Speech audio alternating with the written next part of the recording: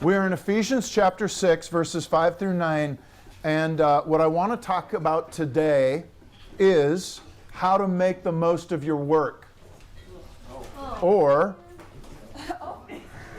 the power of submission, part 3. Man, people are like complaining more about work than the... Yeah, listen, Wise, man. everything that I say today builds on the previous 2 weeks, okay? And we're talking about submission, which is hard. But there's two problems right off the bat that actually come along with talking about work. First of all, as soon as I say get the most out of your work, most people in America are going to think, oh, you're going to give me a strategy for maximizing my pay and improving my career.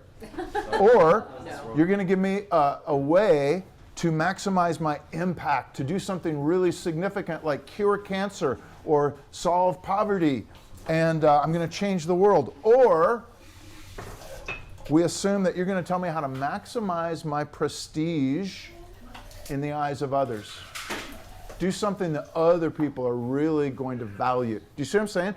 All three of those things tend to presume a definition of like success and accomplishment, and we actually think that's what good work is. All right? And what I would like to talk about today is actually something that here's how I would describe it. Number one, how to become a really good worker or a boss, how to add value to your company, both the people that you work for above you, but also the people who work for you below you, how to add value to your customers, how to add value to your community, to cause all of these stakeholders to actually flourish and prosper. How to find joy and satisfaction in your work without being owned by it, drained by it, or corrupted by it. Even, do all those things, even if the work is mundane, low paying, or inconsequential in the eyes of others. If you could do that, you would actually enjoy any job. Okay? Good worker, add value. What was the third thing? Good worker, add value, find joy and satisfaction in your work, even if it's not like amazing, without being owned by it, drained by it, or corrupted by it. Okay, so the first thing is just, I'm working with a broader definition of work than many people would naturally think about when I talk about how to get the most out of it. Second thing, when most people read this passage, they see bondservants or slaves.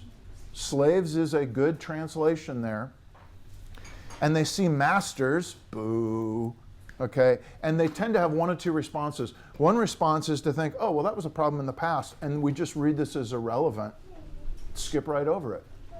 We don't have slavery anymore. We got rid of that in this country. There's no bondage or oppression. Okay, now the second kind of response is to say, oh, we're better than that.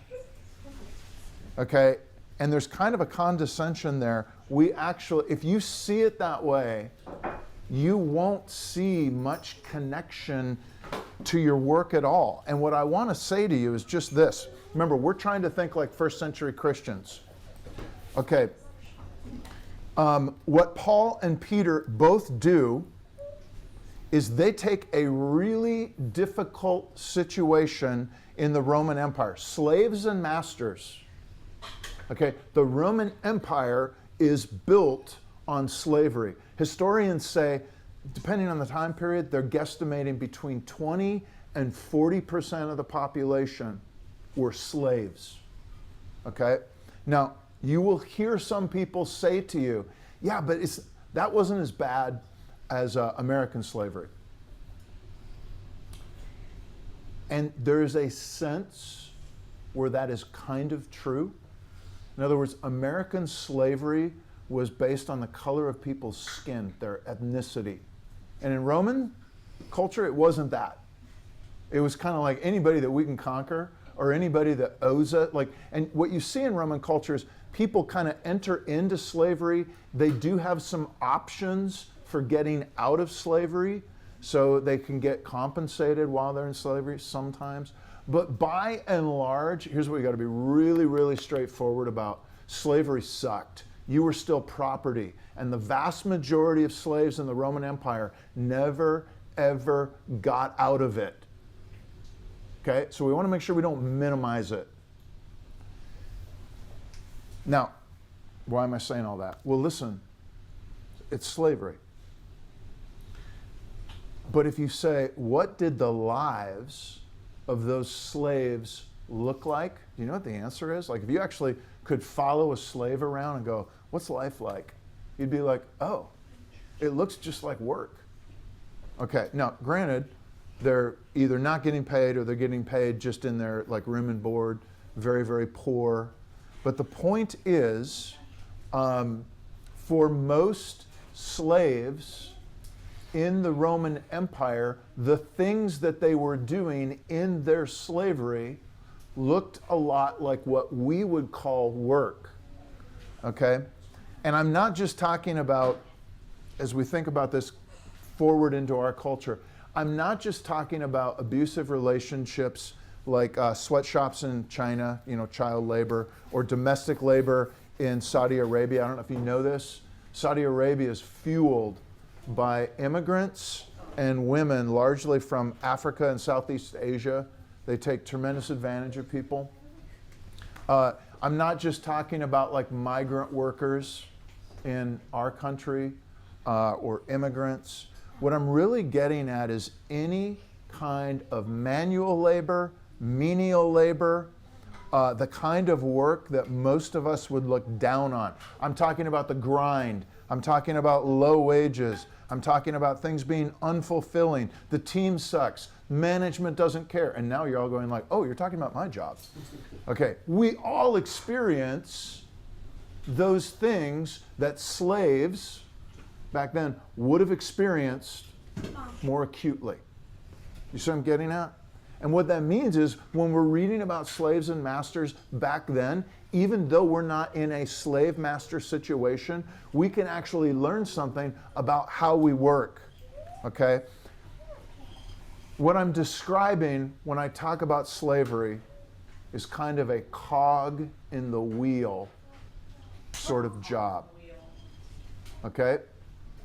And I'm willing to bet that a lot of you, okay, as much as nobody grows, as a little kid says, you know what, when I grow up, I want to be a cog in the wheel.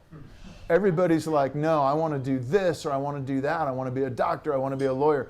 I want to cure cancer. I want to whatever, okay? What's that? What'd you say? What's being a cog in the wheel? A cog in the wheel is like when you're a little piece in a big machine that just like does one little thing. No one sees it. Nobody sees it. You're kind of invisible. And what I'm getting at is that a lot of people in their jobs feel like I work for a company where I'm just a cog in the machine, okay? I'm a convenience store operator. I just sit there and sell people, gummies and energy drinks and gas and print their receipts. And we think, because I don't find meaning, value, purpose, accomplish some big thing, it's a really terrible job. And the reality is it might be really terrible, but it maps to this thing in the Roman culture, which would have been the experience of a slave. All right? And so what I want to talk about today is what Paul does, because what he does is remarkable. He doesn't condemn it. He doesn't get outraged and say, overthrow slavery. Now, he doesn't approve it and say this is a good thing, but he doesn't condemn it. He doesn't try to legislate it and say we got to pass laws, we got to pass rules. Instead, he speaks directly to Christians and he says, I want to tell you how to navigate it. He speaks both to slaves and to masters, both sides of the power dynamic. And just like we saw last week when we talked about marriage, where you've got submitting and leading, both sides are doing some submission in slightly different ways. If you get both sides of a work relationship doing this, it will transform the work relationship. It will become a partnership, even with masters and slaves. And that happened in the early church. And guess what? When you start seeing masters and slaves form partnerships, do you know what the masters tended to do? Free the slaves. treat them like partners, set them up so they can, like, it was amazing. In other words, what Paul is giving here has the potential to translate, to transform not just your work relationships, but your work itself, to give it purpose and value in a way that when it starts to happen with multiple people doing this, it will actually transform culture. That's what the early church Christians doing this in their job place, which was largely slaves, largely women, largely poor, people who had very little conventional power. Okay, so listen, if that's true for lousy, meaningless jobs like Roman slavery, kind of work we don't want to do, imagine how true it could be for good, meaningful work, the kind that we do aspire to. All right? So those are the two things I just want to say. We're looking at this passage with a new vision for work and an expansive vision for slavery that actually says, man, we have a lot of stuff in common, even though I'm really glad we don't want slavery, right? But the point is, our current work situation, we struggle with all the same things that slaves struggled with back then. So, what can we learn? I just want to shape this around 3 questions today. First of all, what's the purpose of work? What's your purpose in work? What are you working for? Second, who's the master of your work? Who are you working for? 3, what protects you in your work? What keeps you from being burned out or corrupted? So those 3 things: purpose, master, protection. Let's just talk through some of these. Okay, and then we'll discuss over lunch. Okay, first of all, purpose of the work. What is your purpose at work? What are you working for? Now, here's what I mean by this. Why do you have the job that you do or that you aspire to? What are you seeking in it and from it? Are you seeking money? A lot of people take jobs because it's a chance to make more money. Are you seeking security? Sometimes people will take a job that they don't even like, but it's like, hey, it's got great benefits. This is good for my career. Or are you seeking the career, success, resume, fame?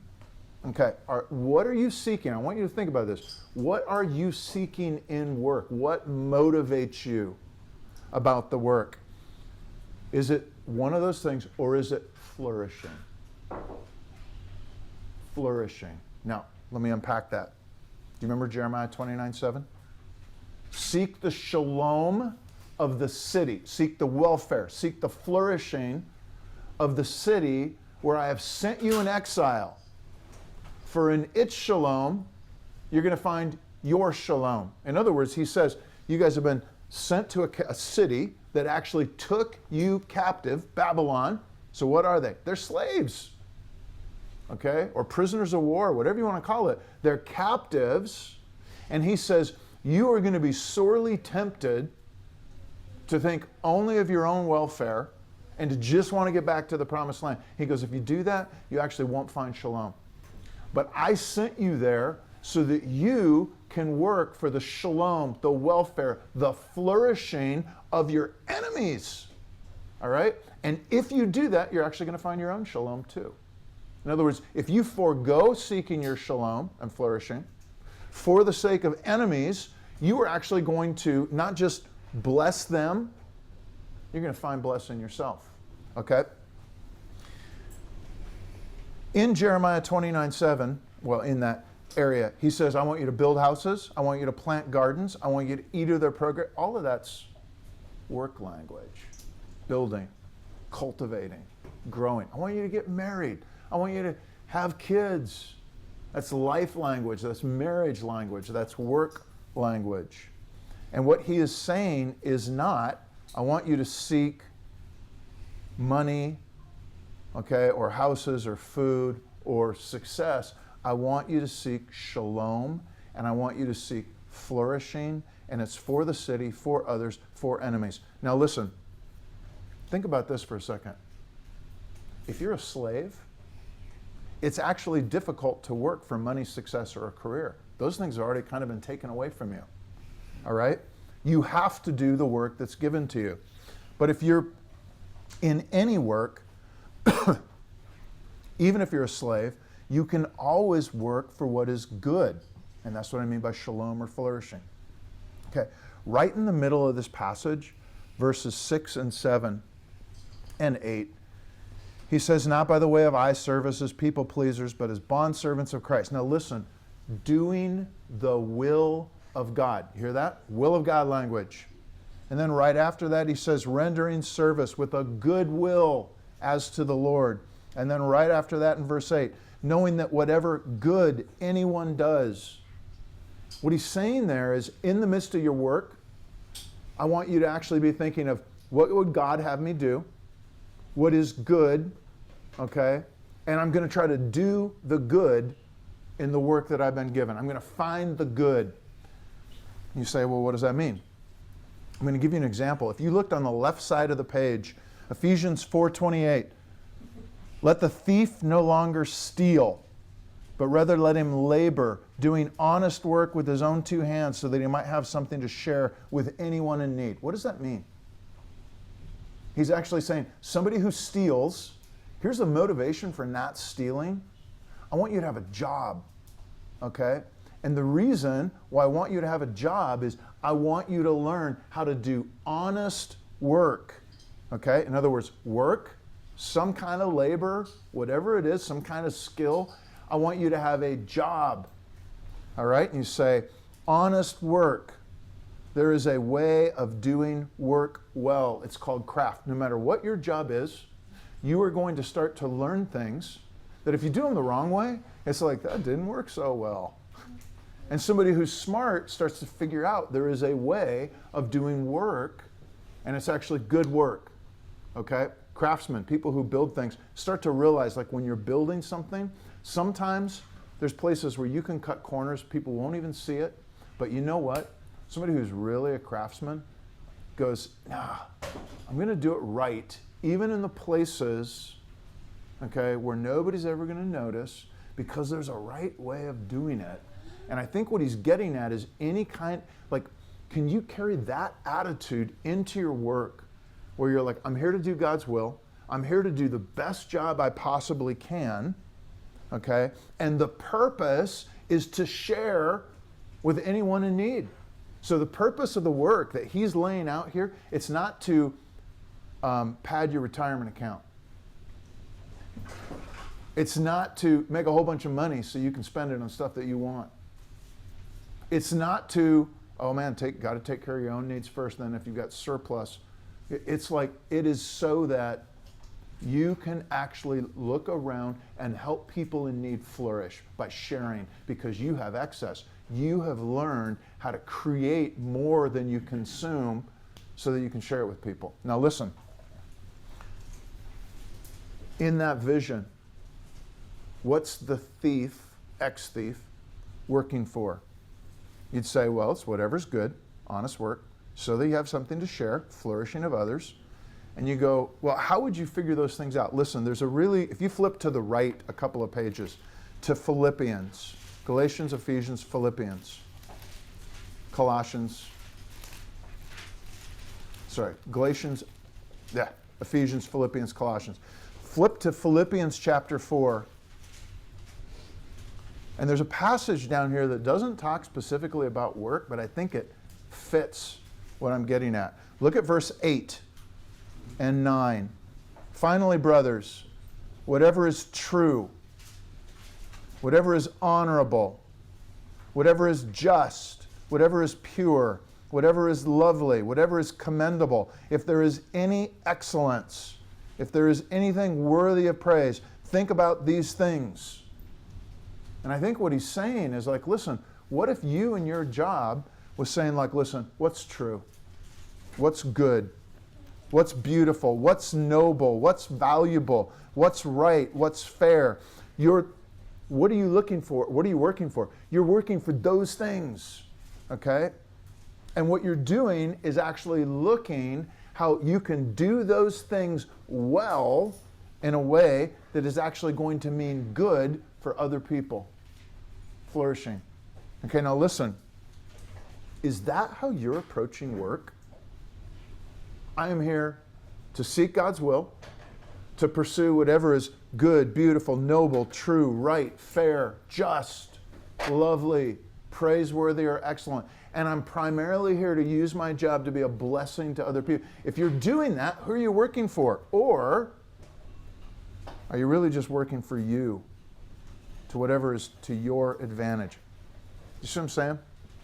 Most people, what's work for? Them.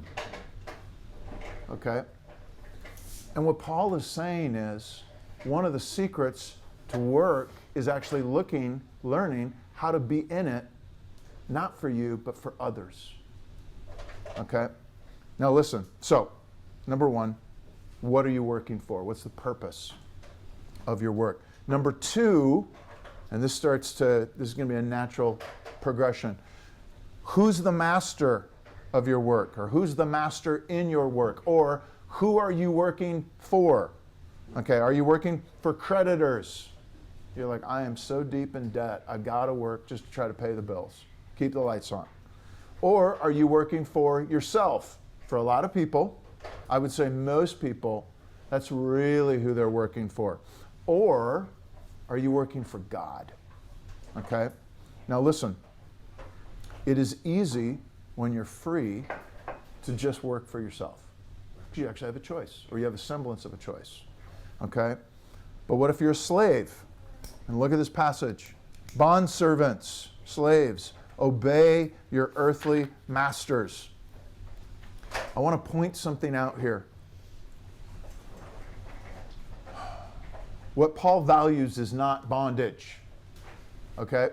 And we know that because over in 1 Corinthians chapter 7, which is another passage that he mentions, he says, hey, listen, slaves, if you're a slave, don't worry about it. Work for God. But by the way, if you have a chance not to be a slave, to gain your freedom, by all means take it. And then a few verses later, he says, don't willingly enter into slavery. Why? In other words, what he's saying, I think, is like, listen, there are things you can learn even if you're a slave. Okay? What Paul values is work with an attitude of submission. And in the context of work, submission looks like service. Jesus says, by the way, the Son of Man came to not to be served, but to serve others. Jesus says, I'm paraphrasing here, anyone who wants to be something great, let him actually learn to be nothing, small. Make yourself last. Okay? I think Jesus is saying we all need to learn how to do a better job of being servants, being helpful, being useful. And what happens is, as you start to do that, it actually really humbles you. Question. Yes. What would you say to those people who say capitalism is a kind of slavery and we have no reason to want to work hard? What would I say to those who say capitalism? Well, I will say this. First of all, like the Bible talks about like freedom. And it actually says a lot of what passes for freedom is really bondage. Okay? And I would say, you know, for a bunch of capitalists who are, we're not slaves, we're free. And it's like, man, most Americans I've met sure are in bondage to a lot of things. Whether it's the money. Like the bottom line is, what does Jesus say? Where your treasure is, there lies your heart. What you value most is actually going to be owned by what you value. So if you value money, you're actually going to be deeply insecure anytime you don't have it. If you value approval from others, you're going to be deeply insecure when you don't get it, and you'll actually be manipulatable. So I think I would say, and I don't actually think it's just like capitalism, like that's the problem. I think it's a human problem. And every single form of government, every single form of living, apart from Christianity, and when I say Christianity, I don't just mean people that, you know, sit in the pews and profess it. I mean people that live like the first century Christians did. And I think what Paul is saying is there is a way that people who are massively enslaved can actually do their work that sets them free. And he talks about that in 1 Corinthians 7, where he actually says, if you're a bondsman, you're a bondservant, you're a free man in Christ. And if you're a free man, you're actually Christ's bondservant. Like it's very, he's going, there is a freedom that can be had even in the midst of slavery, where you are not controlled. Okay, but what it gets back to is who are you working for? And we got to think about that. The purpose of submission, in Paul's view, is he's saying, listen, the secret to being free is actually to be submissive. Okay, and what submission does is it reorients the purpose of your work. So you say, who you're working for? According to this passage, well, first of all, let's say you're a slave. I'm working for my master. I'm actually working for my master's flourishing, his work. And what that means is, in our context, your boss. Okay, I'm not just working for the boss, but I'm working for the boss. You see what I'm saying? Like, that's not just my boss, I work for him. It's like, no, I'm actually working to cause my boss to prosper and to flourish. Okay? Now listen, if you're a boss, well, I'm also working for my employee. Your boss has a boss as well. He's working for that person. Okay? But as a boss, you're also working for your employees. You see that language when he says, masters, do the same for them. Everything he just talked about with slaves, he's saying, masters, you're operating under the same set of principles. You need to do that for your employees or your slaves. Okay? The people that your boss put under you, for whatever reason, okay, you're supposed to have the same attitude towards. So you're working for masters, you're working for those above you, you're working for those below you. You're working for your company. Okay? I'm here for its flourishing. You're working for your city. Jeremiah 29. I'm here for my neighborhood's flourishing. Okay? You're working for your neighbors. I'm here for their flourishing too. Now listen. Two thoughts. First of all, if you could actually do this, where you worked for your boss over you, and you worked for the people under you, and you constantly said, what's best for the company? Okay? What's God's will? You know, as best as I can discern it. All right? And you said, what's best for the city and the neighborhood and my neighbors? If you were that kind of person, where you made yourself a servant to all those, you would immediately put yourself in the top 10% of all employees, probably in the top 1%. All right? You would make yourself incredibly valuable because you would be putting your boss's interests, your coworkers' interests, your company's interest, your city's interest, the neighbors, you'd be putting all of those things ahead of yourself. You'd be valuable, okay? You would be an incredible worker. You'd probably be rewarded for it, but not because you were seeking a reward, but because you weren't. All right, now here's the second observation. Why does Paul not want Christians to put themselves in bondage? If bondage is such a good thing, why doesn't everybody be a slave? And he's actually saying, because what I really want, like, listen,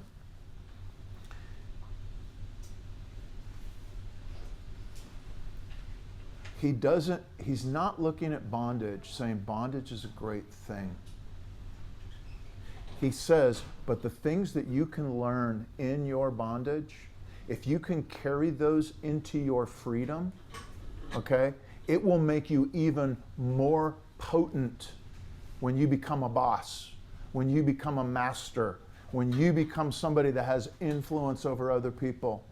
And he's saying, that's why I want you to actually try to gain your freedom so that you can take what you're learning and you can apply it at a broader scale. All right? So listen, who are you really working for? So the first one is, what motivates you in your work? Is it the work itself? I want to do good things. I want to learn how to do honest work. Okay, second thing, who are you working for? Is it your master? Okay, is it your company? Is it your city? Is it neighbors? Is it God? Is it Jesus? Or is it yourself? All right. That reminds me too of in Galatians, because when you talk about like capitalism, right, that's a label created by culture, right? When he says in Galatians, like, there is neither man nor woman, Greek nor Jew, free man nor slave, for we are made one in Christ, of like, yes, there's not an outright condemnation of things like capitalism, and yet, like, if you follow what it says in Romans, or what you read, like, there is a natural byproduct of gaining your freedom, right? Of like giving people the same freedom that you have in Christ. And so out of that outpouring of Christ, it produces what God wants, which Yes. is freedom for all of us. It's actually, you see this in the early church where we know that church masters were, like, number one, they're worshiping with their servants. And you see servants coming to faith, and you see masters starting to change the way they relate to their servants, okay? And then you see masters starting to free servants, and then you actually see churches that are starting to put money into helping people buy their freedom, okay? And then, after you do this for a couple hundred years, and there are a lot of Christians where this is revolutionizing their social arrangement. There's no other place in culture where like masters would hang out with slaves as like peers, all right? What happens by the time you get to 300s, 400s in Roman culture is Christians have moved into positions of power, and they're actually able to say, this is not a good, you know what? We are going to get rid of slavery. It's better for everybody if we don't do that. Okay, now listen. What protects you in your work? What the text is saying, first of all, who should you be working for? God, Jesus, okay? The text is actually saying that you should see yourself working for God the way a slave sees himself working for his master. Paul says, work for your masters as unto the Lord, and he also says, work for the Lord as unto your master. It goes both directions. The word Lord, I don't know if you think about this, we hear this all the time, Lord, Lord, Lord, Lord. Do you know what the word Lord is in Greek? It's kyrios, which means master. So in other words, when Christians said we need a word in Greek that actually describes God and how we think about him, the word that we're going to use most frequently is the master. Master, capital M. Okay? Now, first question. How many of us think of God that way? We live in a culture that wants to think of God as like inspirer, or maybe our buddy, or, you know, genie in the bottle. But we don't think of him as master. Okay? Or maybe cruel master. Maybe cruel master. Yeah, we're like, that's what we don't like. We think that if he is a master, we're kind of grudging about it.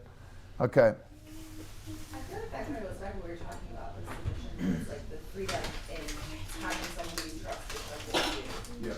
Like having a boss who, like, I've had some really good leaders in the past, and like you're like, okay, I explicitly trust people who are telling me to do, and there's so much freedom there. And there's this connotation of like, oh, master, that's bad. It's like, no, but it's healthy. It's so good. Yeah, listen. What I'm getting at is what Paul's describing here, this attitude of submission. On the downstream side, you submit up. On the upstream side, you serve down. That actually creates really healthy working relationships. Now listen, let's say that you were a slave and anything your master says, you try to do it because you're thinking of your master, you're thinking of the co-workers, you're thinking of the company, you're thinking of the city, you're thinking of neighbors. Okay, you'd be this incredible worker. What would keep you from being taken advantage of? What would protect you? All right? Well, listen, if you're working for yourself, in other words, if that's really who and what you're working for is like your own advancement, guess what? You'll be a great worker as long as there's gain in it for you. Okay? But as soon as there's not, listen, as soon as there is not gain, or your employee is not watching, your employer is not watching you. In other words, if your employer is not watching what's going on, is there any gain for you like doing the right thing? No. So if you're working for your gain, then as soon as the employer is not watching you, you won't have any incentive to actually work. Okay? This is why he talks about eye service. Don't be a people pleaser. Even when somebody's not watching, okay? Don't slack off. There are going to be times when doing the right thing is very costly. What happens when your boss comes to you and says, I want you to do something that's wrong? I want you to lie. I want you to cheat. I want you to steal. I want you to look the other way. If you're working for yourself, you will be controllable and you will be corruptible. There's also going to be times when your work fails you. It's not particularly meaningful. It's not particularly enjoyable. It's not very significant. It doesn't last. It's just a job. How do you not get discouraged when you don't have an epic job that changes the world? All of those things are vulnerabilities. How do you work when no one's watching? How do you not be controlled? How do you always try to do the right thing? If you're a Christian, you work even when nobody's watching because Christ is always watching. He's alive. And I work for him. Okay, and you always try to do the right thing. You don't do it perfectly. When you screw up, you take ownership and responsibility and you ask for forgiveness and you pay consequences. Okay? But you're trying to do the right thing. So you say, it's good, is it beautiful, is it excellent, if it's true. Okay, I'll do it. All right? You want me to go clean shit? All right? You know what? The world is better if we clean our shit up. Okay? So I'm going to go do it. All right? But what if the owner or the boss wants you to do something that's false or ugly or bad or wrong? Sorry, I can't do it. And the owner says, I'm going to fire you if you don't do it. I'm going to punish you. Christians said, it's okay. There's a God in heaven. He sees everything. He'll take care of it. They don't take up the sword. They don't seek their own vengeance. Okay? In other words, what if you don't work, let me say it this way. Christians don't just work well for a good boss. Good bosses are rare. Christians work well even for poor bosses. And somebody who can work well for a poor boss is rarer still. And it made the early Christians remarkable. Okay? And whenever they would do whatever good thing you asked them to do, but if you asked them to do any bad thing, they'd say, nope, sorry, can't. So they were actually incorruptible. Whatever good one does, even if it doesn't pay off, doesn't pan out, okay, you will receive it back to the Lord. Rendering service with a good will as to the Lord, not to man, knowing that whatever good anyone does, this he will receive back from the Lord.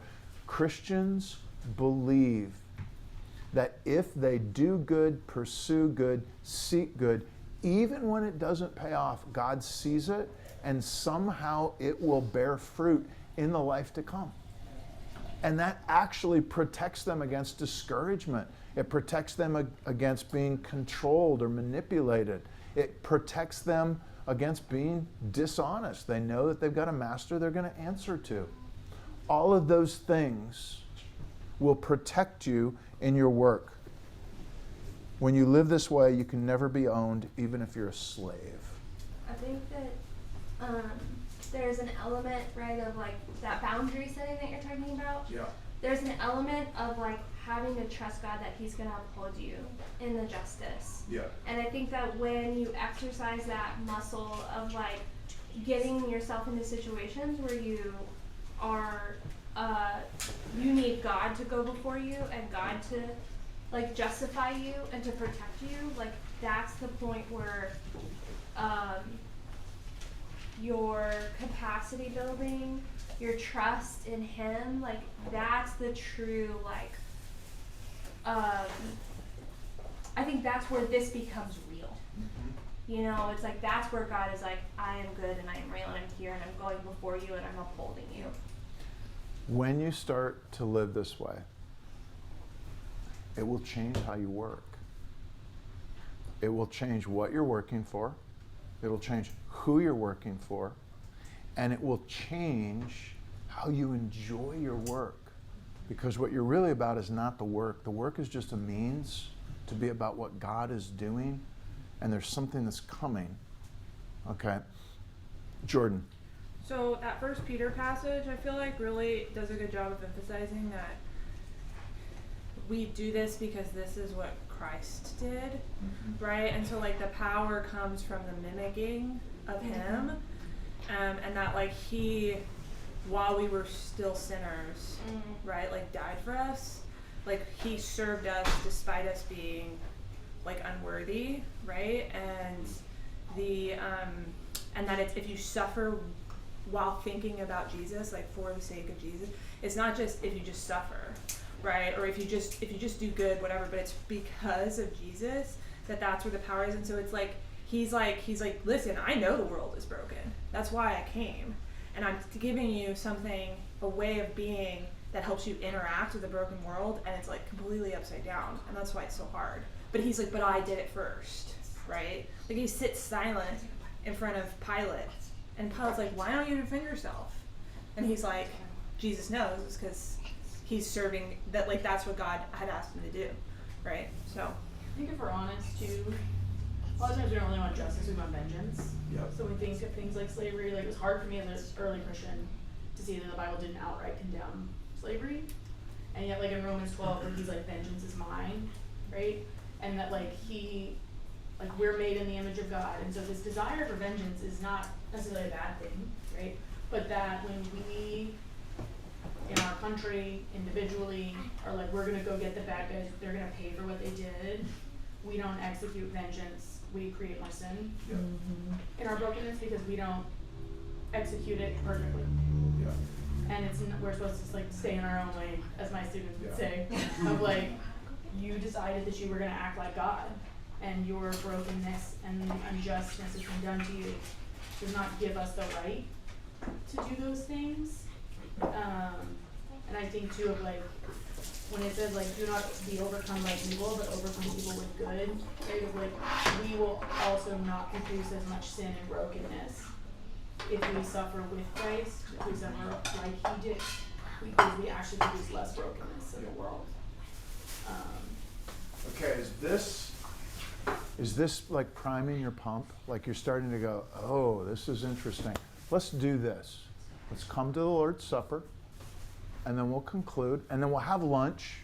And I'd love to hear from some people who haven't said anything yet. Just what you think, questions, comments, responses. All right?